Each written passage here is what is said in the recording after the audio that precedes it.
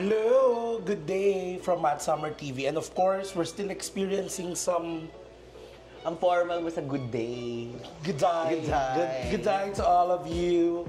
Pero medyo parang kumbaga katatapos pa lang ng matitinding And actually, madilim pa ang skies. But hopefully, medyo mag-easen up na to. Actually, yung sa part na, wow, weatherology.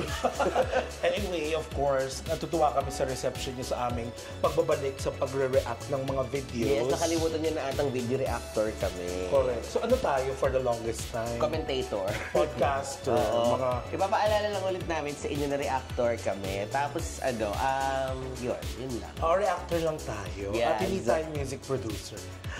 Malapit na. Bali mo maging recording artist. Correct, di ba? In collaboration with Carlos Agassi, Mami Tony Fowler. Ay, Mami Tony Fowler. I love yes. Mami Tony. I love Mami Tony Fowler. True. Okay, now, so ito lang isa sa mga heavily requested. Ang Damn, the first take ng SB19. Let's go!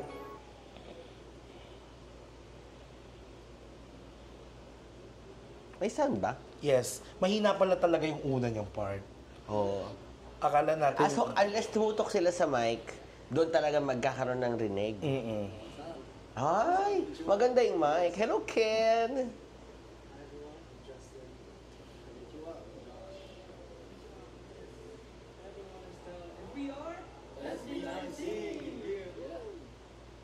Ano bang mga way ng pag-greeting in Japanese? As ikaw nag-take ka ng Nihongo during college, anong way ng, aside sa konnichiwa? Pag morning, ohayo gozaimasu. Okay. Pag gabi, konbanwa. Pag hapon, konnichiwa din. Pero konnichiwa is parang normal na hello.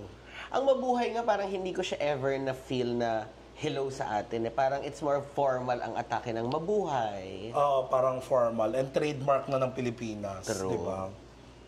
Mabuhay. Yes. Char.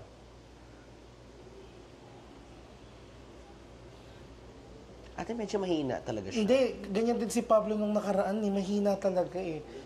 Tinrial ko na yan eh. Ay, okay na. Medyo mahina nga yung kay Pablo. Ibig sabihin, mahilig pala si Pablong bumulong. At siguro yung speaking voice niya talaga very gentle. Ganun ba?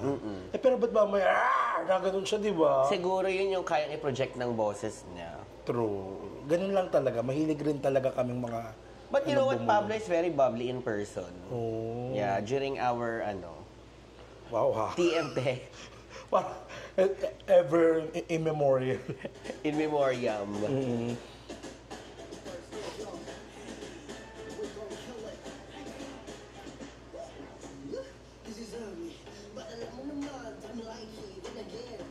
Ge-enjoy lang talaga sila.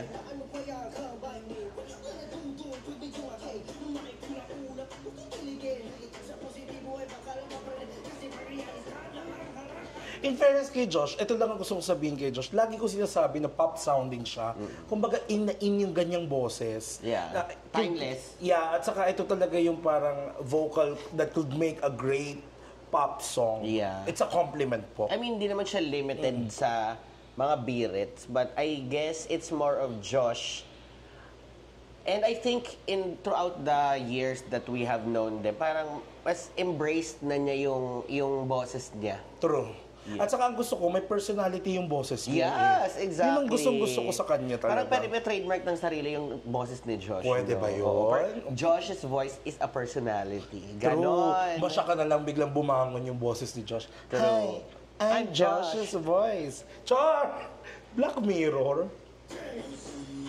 Ito rin. True. Wala lang pwede ipa-trademark ang boses na itong asawa ko. True. Pag may gumaya, kasuhan agad ng copyright infringement. Total gano'n naman pala ang mundo ngayon eh. True, trademark na lang, charot. Oy, son. Ooh. Ay! Ay!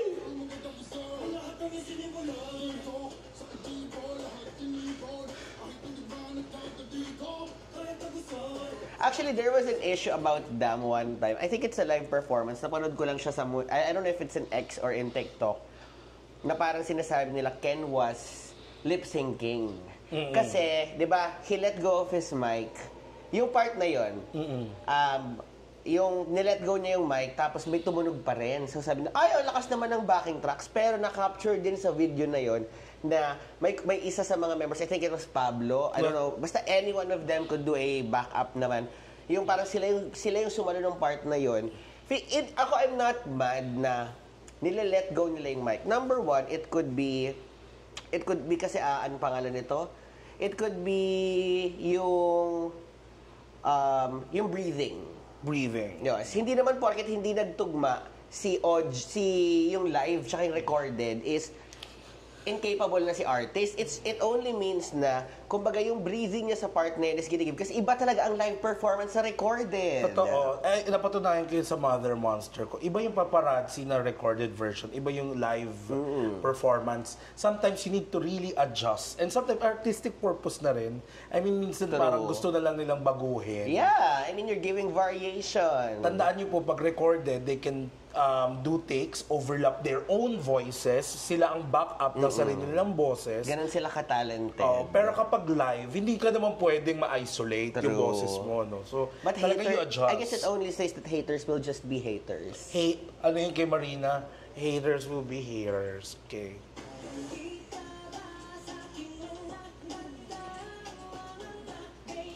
I like this perspective. Grabe, his shoulders are so broad. True. Oh, yung harmony ng heto na. True.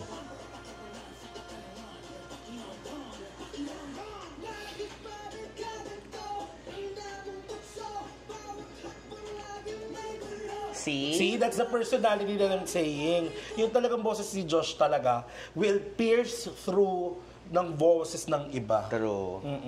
Diba? And I will comment mamaya dun sa parang pasok ni Pablo doon. Anong pakiramdam?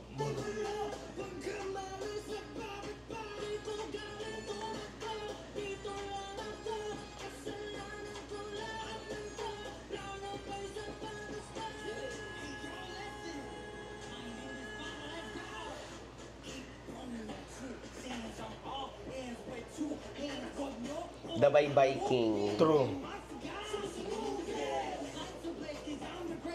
Actually, I love this part ng rap niya. As in like, pag mga live performances, I mean, we've been sa several, sinasabihan kayo, life's a bliss cause I'm the great, the best, pessimist, and y'all cannot contest. Diba? Feeling ko And then, ako doon sa dulong part ng rap na to. Ha? Tapusin natin. kasi parang feeling ko ako si ano doon si Doechii. Doechii, tas may attitude. May sassy and attitude. Yes, Doechii with a little bit of sassy girl. Hoy, rapper si Mima sa kukala nyo, The famous Everest! Ganon. Sis, parang naabok mo yung peak ng Everest. Parang nabakla si Pablo doon. Everest! Sadali lang ulitin ko. Iba pag kay Pablo galing, iba pag sa atin. Yun ang sure ako. Everest! Sa atin. Everest! Parang pwede pang commercial yun, no?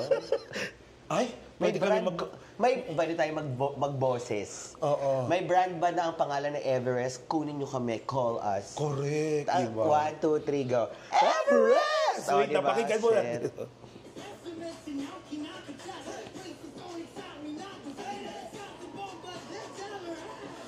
Diba?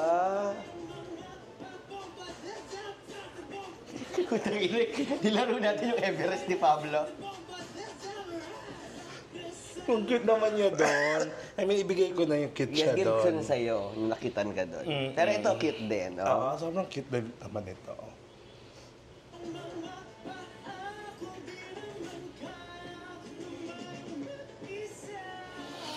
We love that habit always. Oh, yeah. I love that na parang may konting pag-backtrack para makatuloy. It has layers. True. Ang hirap talaga nung kapag live eh. Kapag recorded kasi, sige, i-delay na lang natin dito sa recorded. And then, i-move na lang natin yung track. Mag-overlap. Dito, paano mo gagawin yun? True.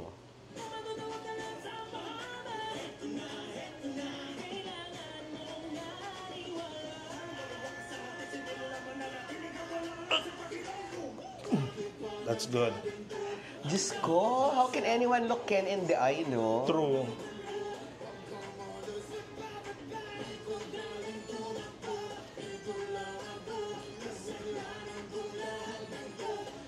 I like that layer of Stell's voice doon. Parang talagang meron siyang special lane. True. May expressway. Ay, hindi. Si Josh ang expressway. Si Stell yung special lane. Bypass. Oo, tapos ang underpass, si Ken. Parang dadaan ka doon kapag ano. Paano si Pablo? Si Pablo. Flyover. Ano? Flyover. Stopover.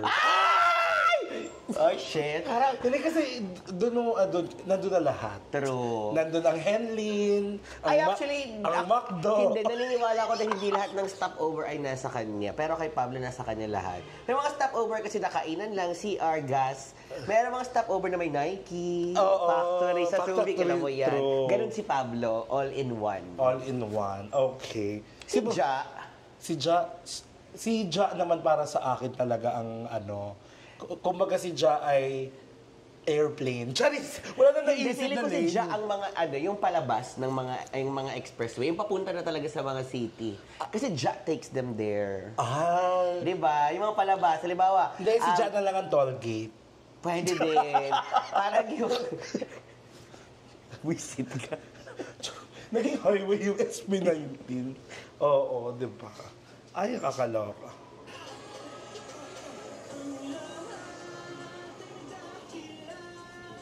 Wakana. Oh my God. The range.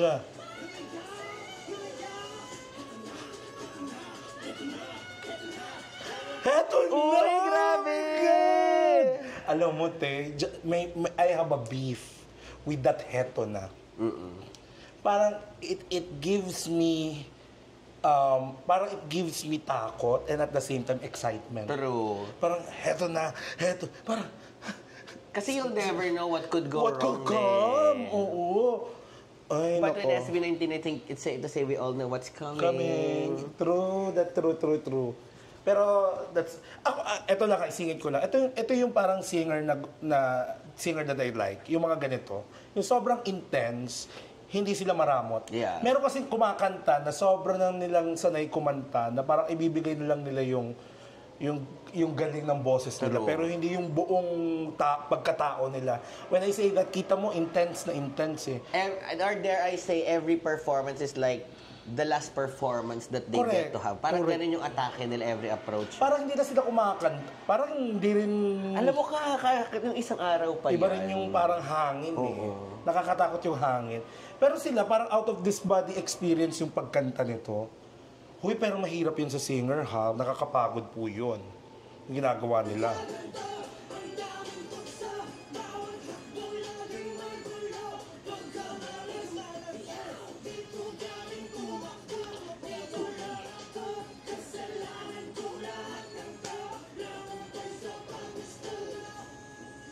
Pakiramdam. Oh!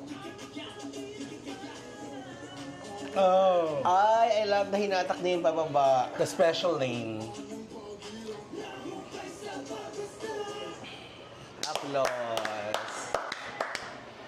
Applause din doon.